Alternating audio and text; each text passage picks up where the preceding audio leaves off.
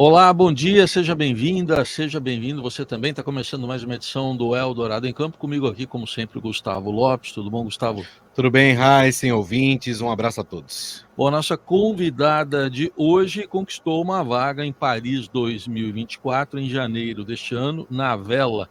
E essa brasileira vai disputar a classe laser radial, modalidade em que o barco é tripulado por um velejador, no caso, uma velejadora. Hoje, quem entra em campo com a gente, ou melhor, quem cai no mar, quem entra no mar com a gente, é a velejadora Gabriela Kidd. Gabriela, obrigado pela presença, bem-vinda. Obrigada por me receberem. Prazer estar aqui. Gabriela, queria que você falasse um pouquinho sobre essa conquista da vaga olímpica.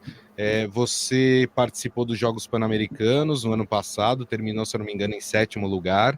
E aí no Mundial, que aconteceu inclusive aqui na Argentina, né, em Mar del Plata, você ficou em 5º lugar e aí as 7 melhores velejadoras conquistavam uma vaga para os Jogos Olímpicos de Paris. Como é que foram essas duas competições? Do PAN, eu estava voltando de uma lesão. Eu tive uma lesão em agosto do ano passado, séria, no Mundial, o primeiro Mundial que classificava até para as Olimpíadas. Eu tive que me retirar no meio, então tive um mês e meio ali só de recuperação. Então cheguei no PAN meio desnorteada ainda, mas feito minha melhor preparação dentro do conforme, né? Mas para a preparação do Mundial, a expectativa era bem alta, o objetivo era classificar o país para a Olimpíada. E aconteceram até coisas meio intrigantes nesse campeonato, né? É uma história ainda que eu nem contei ainda publicamente, contei mais para os amigos e tal, mas eu posso até contar aqui que eu fiquei por um ponto da flotilha ouro, né? Que é a flotilha final, e eles dividem isso no meio do campeonato. E eu fiquei por um ponto dessa flotilha, então minhas chances de classificar o país ali tinham acabado. No meio do campeonato, eu estava desolada, eu estava cabisbaixa, mas ao mesmo tempo você tem que ir para o dia seguinte, você tem que disputar ainda o campeonato e seguir firme.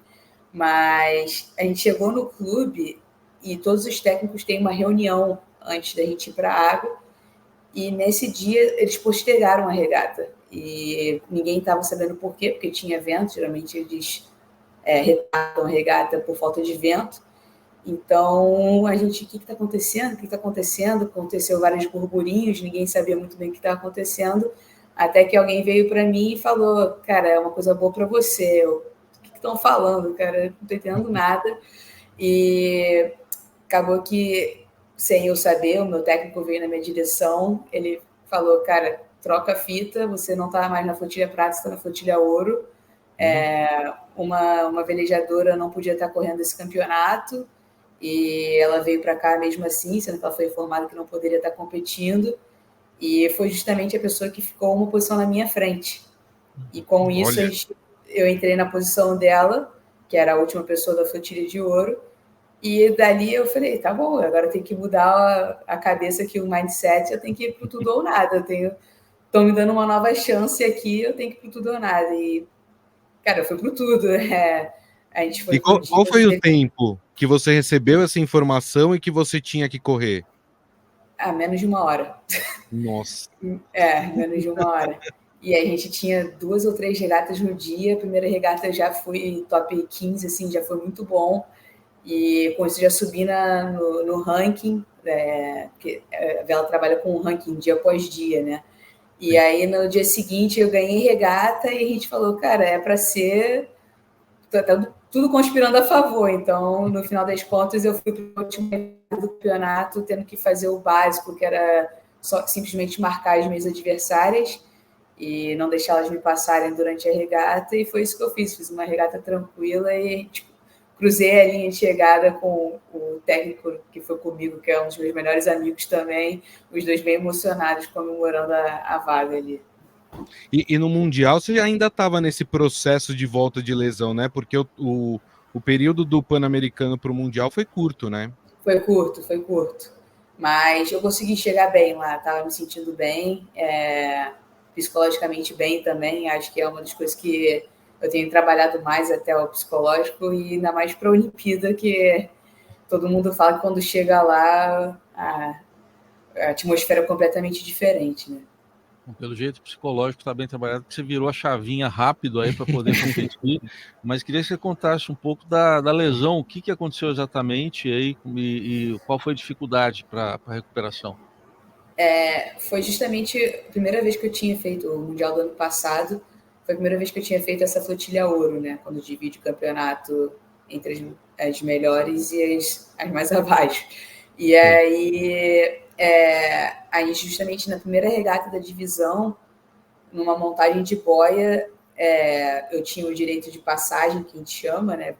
Podia passar em relação aos outros barcos, e uma garota me acertou, só que ela não acertou meu barco. A gente ficou em T, ela me acertou nas costas, na lombar, né? Com a ponta do barco dela. Isso em velocidade, descendo onda, então foi bem na minha lombar, eu fiquei com uma lesãozinha ali meio séria, mas me impossibilitou de correr o campeonato, mas foi justamente de questão de, tipo, vou me preservar aqui para conseguir recuperar no Pan-Americano e no Mundial do ano que vem. É a primeira vez que eu ouço uma pessoa que foi lesionada por um barco, né? Geralmente é por um outro atleta, né? No caso do futebol ou em esportes individuais, a pessoa se machuca sozinha, né? Mas por um barco é a primeira vez que eu ouço. Na vela é bem comum você escutar isso até. Bom, agora, a vaga está lá garantida, né, Gabriela? E expectativa, o que você projeta para Paris? A gente traçou um objetivo alto para chegar lá bem preparada e justamente para me fomentar cada vez mais a cada treino, dar o meu máximo, que é fazer a Medal Race, que é ficar entre os top 10. E é um objetivo bem alto, mas que é possível ser cumprido, então a gente está trabalhando para isso. Mas já estou com um pouco de nervoso, já só de pensar, toda vez que eu falo sobre, eu já fico ansiosa, nervosa, mas acho que é um nervosismo bom também, porque não tenho pressão, fazendo isso por mim e pelos meus próximos também, e a parada é se divertir também. Claro. Eu imagino que mais do que a parte técnica que você está treinando, a parte física, que é importante treinar também, neste momento, exatamente por causa dessa ansiedade, a parte psicológica também é muito importante, né? Sim, exatamente. Tem um acompanhamento psicológico, ainda mais a vela é um esporte muito fora do comum, assim, em questão de linguagem, né?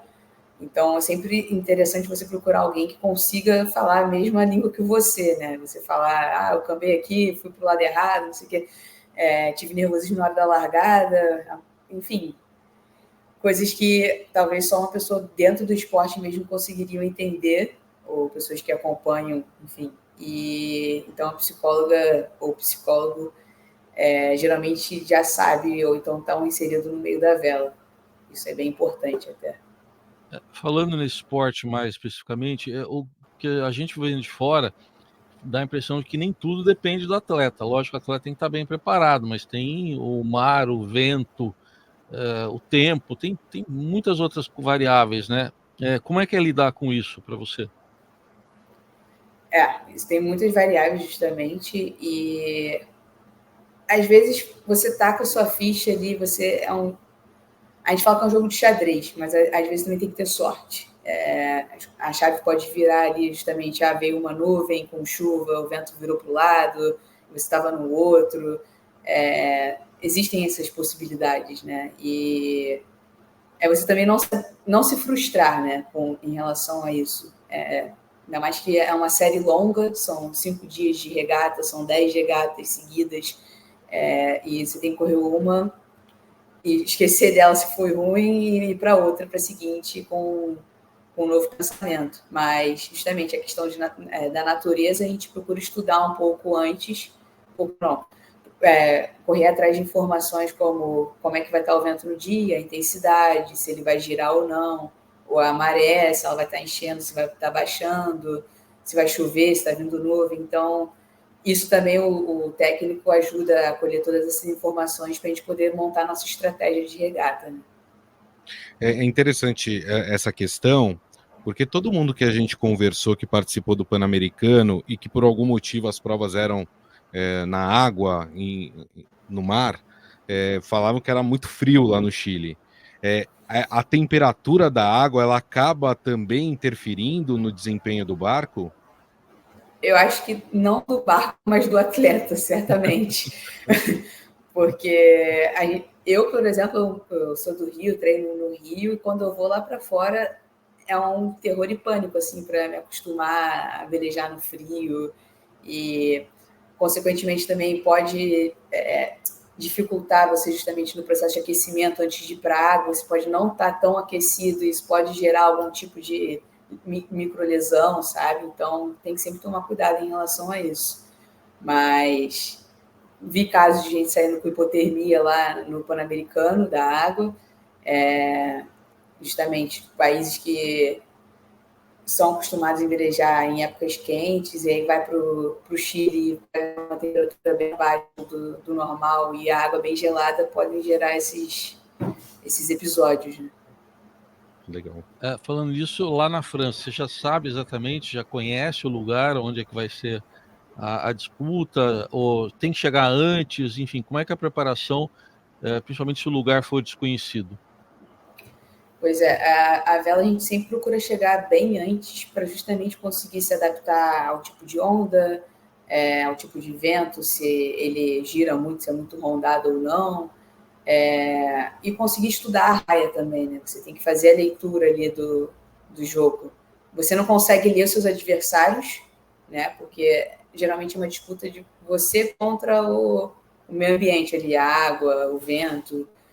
Os adversários estão ali só para poder te atrapalhar mais ainda, mas você tem que realmente estar bem, bem a par do que está acontecendo na área de regata. Então, a gente vai chegar antes lá. Eu agora estou indo até semana que vem já para poder fazer um treinamento lá no local, para poder ter uma noção do que está por vir. Legal. No Rio de Janeiro você treina na Marina da Glória? Porque a Marina da Glória foi utilizada nas Olimpíadas do Rio de Janeiro, né? Isso. Eu velejo no Yacht Clube Rio de Janeiro. Perto, legal. saia do iate. Até porque teve muita reclamação depois das Olimpíadas, né? Que descuidaram da Marina da Glória, estava com cheiro ruim, estava com muita poluição. Também acho que nem seria um lugar adequado, né, para se treinar. Mas aí você treina no Yacht Clube, né, do Rio, que você falou? Eu velejo na mesma água, né? Porque você sai da Marina da Glória, sai do iate, você sai a mesma água, o mesmo cheiro. E você percebe isso? É um assunto até que comove assim quem está todos os dias velejando na Baía de Guanabara. É triste. É uma poluição, é triste. Ao mesmo tempo que eu estou acostumada com o cenário que é o Rio de Janeiro, velejar na Baía de Guanabara, que é deslumbrante, né?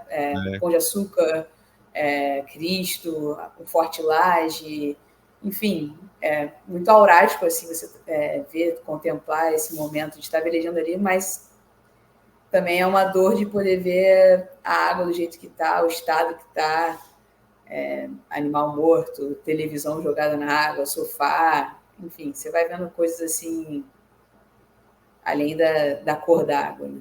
Eu estive lá recentemente e realmente é triste. Assim, uma cidade tão linda como o Rio de Janeiro, e como a Gabriela falou, treinar ali é um privilégio naquela paisagem, né? Até um motivador a mais, né? Mas do jeito, infelizmente, que o poder público trata as questões ambientais é muito triste mesmo.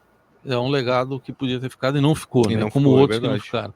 Mas eu queria que você falasse, já que você entrou nesse assunto. Oi? Pode falar, Gabriela. Não, eu ia falar, desculpa, eu ia falar que é até meio perigoso, né? Porque uma das outras categorias olímpicas é o 49er FX, e o 49er masculino, e o NACRA. O NACRA é uma classe foil, que o barco vai a não sei quantos quilômetros por hora, e ele voa. E se você bate num lixo, cara, você pode causar um acidente muito sério ali. Enfim, o pessoal já bateu em tartaruga. Lesão séria e além de danificar seriamente o material também. Que não é barato, né? Não. Então, eu queria saber se nessas suas viagens pelo mundo, né, em vários lugares que você compete, você percebe claramente isso que a gente está vivendo, de mudança climática, de piora das condições no mar. Você percebe isso claramente mundo afora, em outros lugares também? Olha, não muito. A única coisa que eu percebo é mais a instabilidade de temperatura e da questão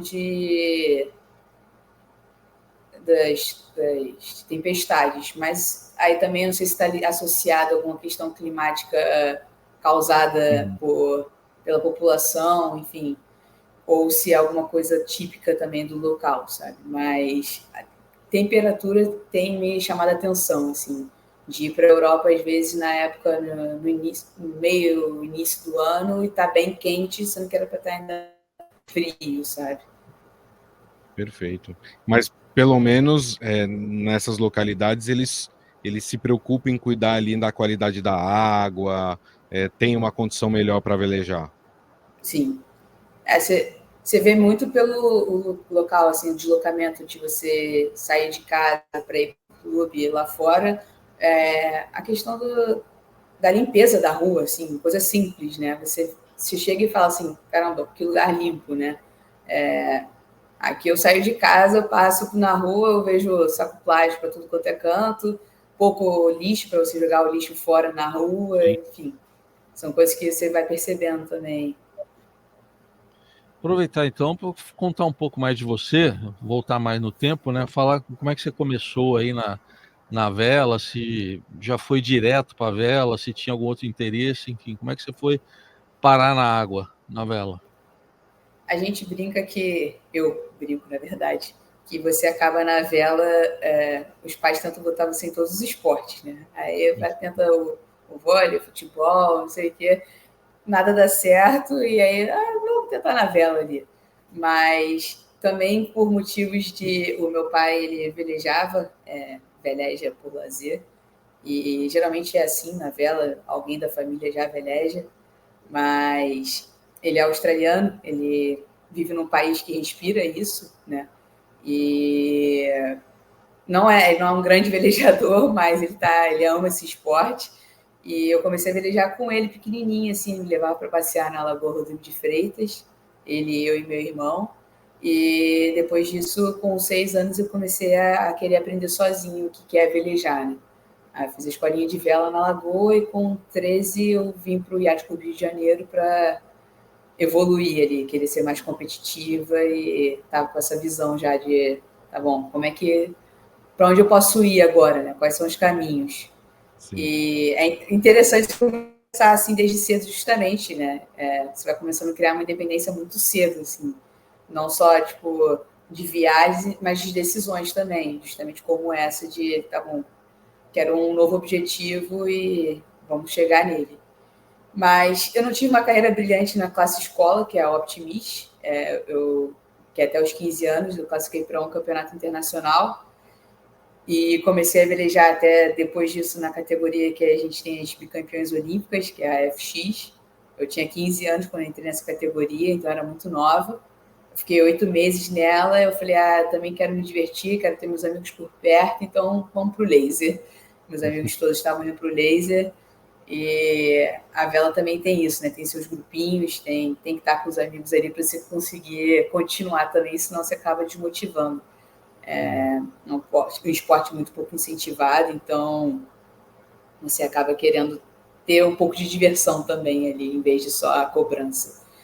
E, e é isso, depois disso eu comecei a pensar, tá bom, onde é que eu posso chegar? Pan-Americano, beleza, agora vamos evoluindo. E a campanha olímpica foi uma trajetória longa, mas ao mesmo tempo curta. Eu falo que é longa porque eu comecei na classe laser, que é a atual Ilka, em 2014, então são 10 anos velejando nela, mas eu só consegui aplicar um projeto de verdade há 2 anos e meio atrás. Foi quando entraram meus patrocinadores, através da Lei de Incentivo ao Esporte, e com isso eu consegui montar uma equipe, consegui ter um técnico fixo para mim, consegui ter pessoas me coordenando, me ajudando, tipo, Hoje você vai ter que treinar isso, antes era cada um por si e eu decidi o que eu ia fazer, não tinha um profissionalismo, né? E isso acontece muito na vela, assim, você não tem diretrizes, você não sabe muito para onde seguir. Então, nesses 2 anos e meio, eu consegui ter uma equipe e um caminho para ser seguido, né? E foi muito mais fácil, eu consegui chegar no meu objetivo bem mais rápido do que nos outros anos, né? E só lembrando, né, que na classe laser a gente tem o nosso heptacampeão, que até pouco tempo era o maior medalhista, né, em Olimpíadas do Brasil, Robert Scheid, né, que era outro barco, né, era a categoria laser, mas era um outro barco, não era? Exato, o laser, o masculino se chama Standard, hoje em dia é o Ilka 7, o feminino é o laser radial Ilka 6. É, muito bom. Eu queria que você explicasse exatamente isso sobre o barco, né? Essa categoria laser radial. Quais são as características dessa categoria, para quem não conhece? Eu vou dizer o ideal, né? O ideal é você ter um 1,70 m, uns 70 e poucos quilos, mas sendo latina, eu tenho 1,67, sou até um pouquinho baixa, mas a gente corre atrás de algum jeito para ganhar peso e ter mais força, justamente, para poder velejar nesse barco. É um barco bem físico, as regatas são longas, então a regata dura aproximadamente 50 minutos, são 2 regatas por dia ou 3, então tem que ter um endurance também, né? Conseguir resistir todas essas 3 horas de regata. E é justamente isso, um barco físico e bem estratégico. Todos os barcos andam muito iguais, né? O que muda justamente é o seu posicionamento em relação às outras velejadoras. São pequenos detalhes que fazem a diferença nesse barco. Legal.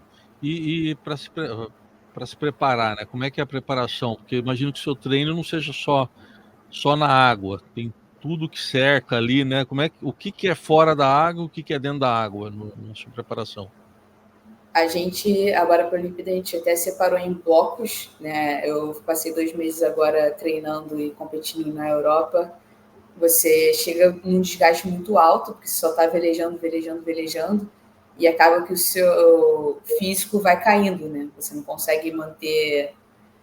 Então a gente falou, vamos focar agora esse período que a gente está aqui no Brasil para poder focar no físico. Então é muita academia, não sei quantos turnos de academia por dia. E a partir do momento que eu viajar agora, eu foco justamente na água. Aí eu foco na água, ainda indo para academia, mas foca na água porque vai ser mais intenso. E aí quando volta, foca na academia e na água de novo. Enfim, tem que balancear bem justamente a questão física e o velejo. Mas os velejadores também gostam muito de pedalar. O pedal é um esporte à parte ali que, justamente por causa da endurance, da resistência e da força, que completa justamente na hora de velejar. Legal. Só lembrando, né, os classificados na vela do Brasil, né, o Brasil vai competir no kite e no Ikefoil entre os homens, né, categoria masculina, o 49er FX e o Ilka 6 que é a categoria da Gabriela, entre as mulheres, e ainda vai participar da NACRA 17, que é uma categoria mista, né? Então é muito legal. A gente tem uma tradição muito forte na vela. Você sente isso, Tem Gabriela, quando o você vai disputar? 470 também, que é misto. Ah, Faltou é aí, verdade. 470. É isso. Você sente quando você vai disputar esses campeonatos, há um respeito em relação ao Brasil, até por tudo que já foi construído pelo país dentro da vela? O que acontece é justamente quando a pessoa que é respeitada está lá, né? Vamos supor, se Entendi. você está perto de um Robert Scheid, perto de um Torben Grael, perto de uma Martine Grael, uma Kayana Kunze, as pessoas já, caramba, eles estão ali, né? Mais a pessoa do que o próprio país. Acontece bastante isso. Legal. E para ter acesso, né? Eu queria que você falasse um pouco do acesso do atleta. Você está numa condição, lógico, de alto rendimento, né? Mas para um atleta começar na vela, né? É mais difícil. Como é que se chega a uma condição em que se possa ter até um apoio privado e público? eu penso muito na questão justamente como pessoas que não estão ligadas pelo familiar na vela, como é que elas podem ingressar na vela. E isso, infelizmente, é uma falha no esporte, por diversos motivos, são vários, não existe um motivo, mas meios que você poderia entrar na vela é através até do próprio projeto Grael, feito pela família Grael, que é em Niterói. Existem outros projetos também, acredito que em Ilhabela tenha. Sim. E o problema é justamente que para você começar em lugares privados, você tem que se associar a um clube, né? Que é um pouco inverso na vela em relação aos outros esportes. Você é velejador do clube, só que você, ao mesmo tempo, é sócio do clube, né? Enfim, você tem que estar no clube ali como sócio também. Você paga pela mensalidade, enfim. Você citou aí, rapidamente, que seu pai é australiano, né? E a Austrália é uma das potências da vela no mundo, né? Você já fez esse intercâmbio? Você vai muito para a Austrália para fazer, até para competir com as pessoas que estão competindo para ganhar títulos, até para você fazer esse comparativo?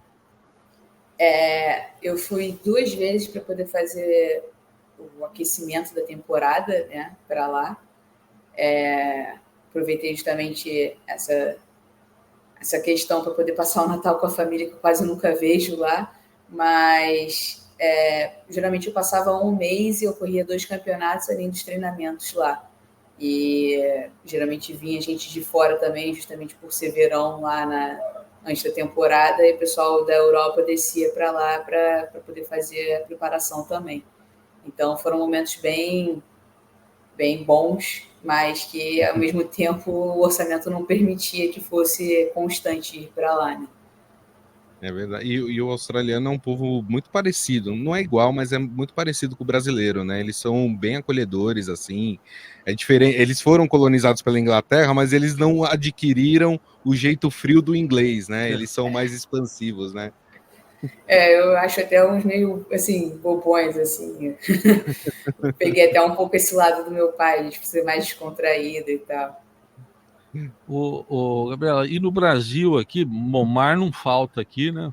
Um extenso litoral, mas que tem alguns locais que você prefira para treinar, fora onde você treina, tem locais mais adequados também para treinamento aqui no Brasil, tem locais problemáticos. Como é que está o Brasil nessa área?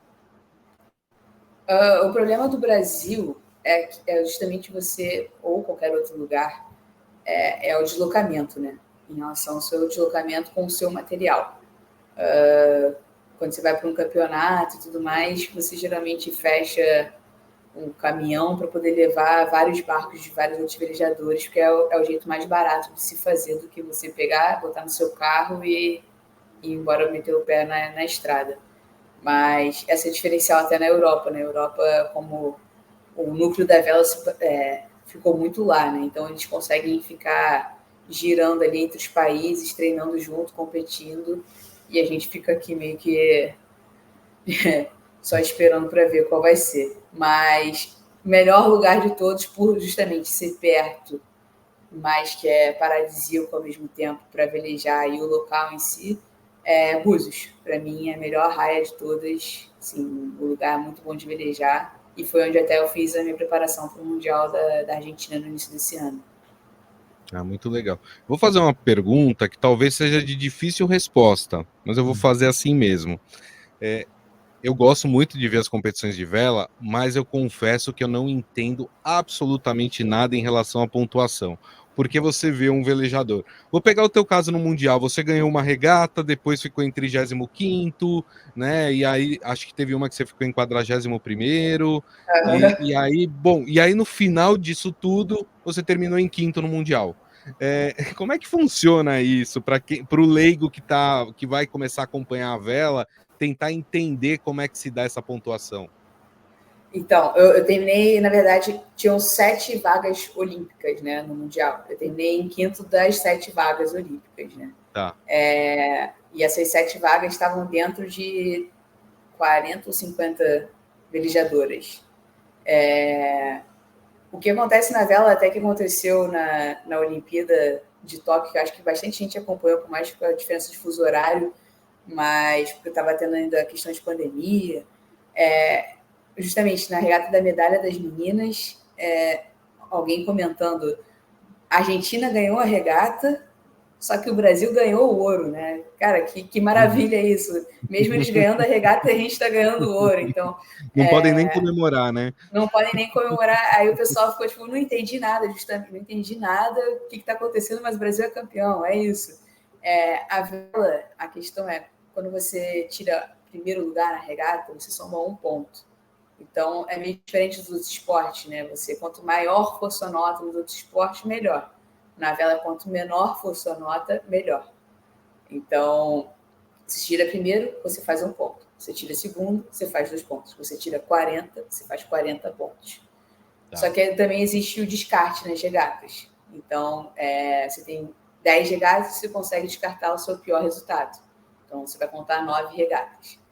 Então, a questão é, na vela, se você conseguir fazer uma média boa de resultados, vamos supor, numa Olimpíada, se você ficar fazendo um top 10 nas regatas, nas 10 regatas, possivelmente você vai acabar muito bem a Olimpíada disputando ali pela medalha.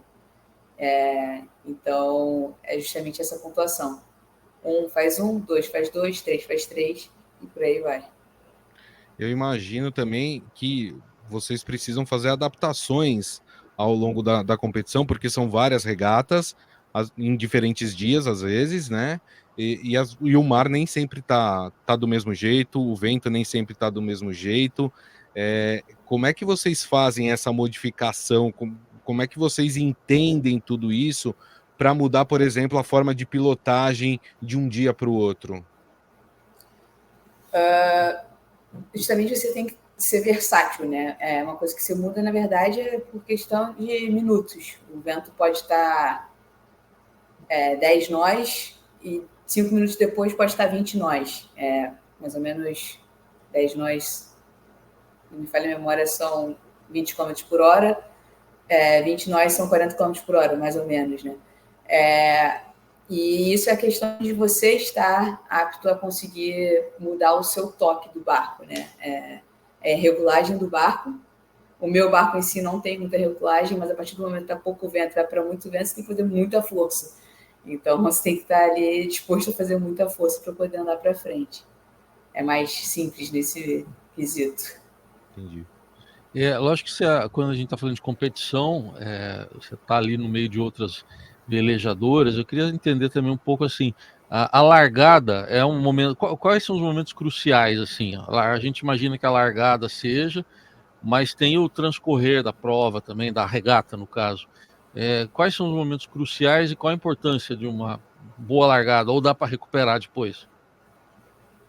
É muito difícil se recuperar depois de uma largada muito ruim.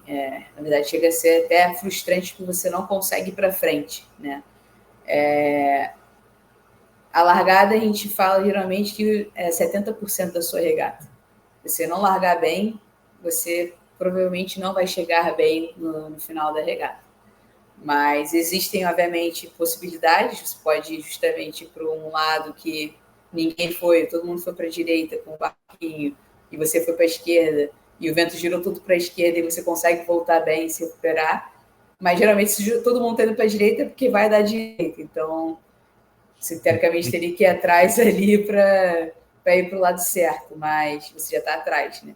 E a questão é justamente essa, a largada e você acertar o primeiro posicionamento com os outros barcos pós-largada.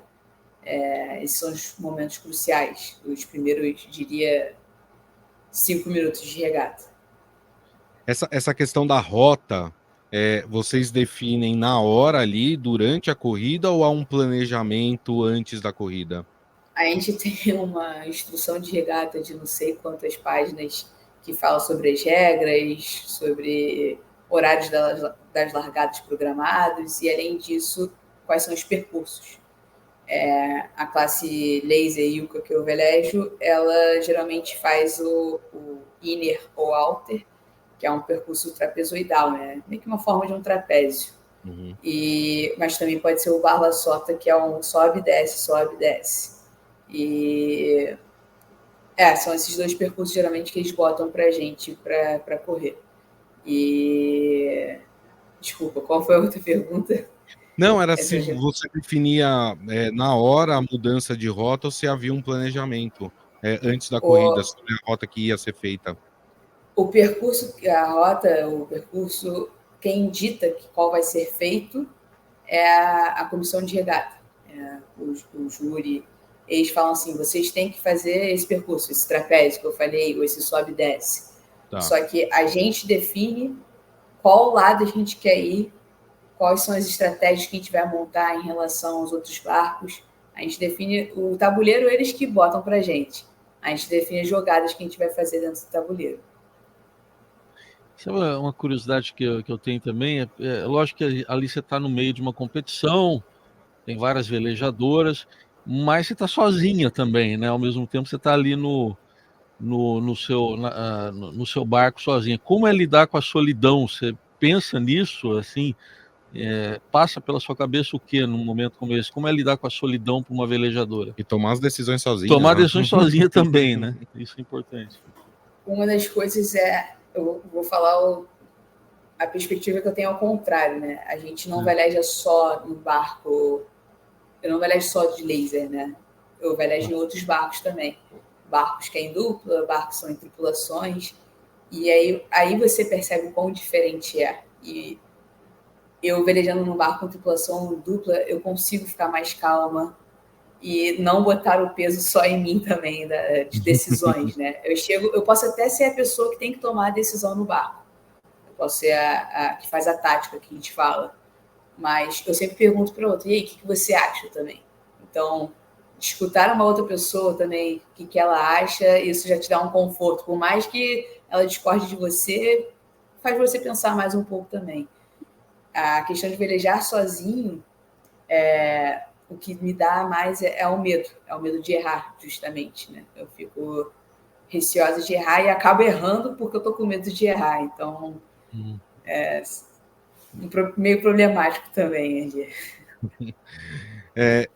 Nas regatas, existe isso, acontece de alguma velejadora encostar de propósito no seu barco ali para talvez desestabilizar, né? E também queria saber um pouco sobre as punições, o que causa a eliminação, por exemplo, de uma atleta numa regata. Seriam essas 2 perguntas, né? Se tem essa coisa de encostei sem querer, mas na verdade você percebe que a pessoa encostou porque quis.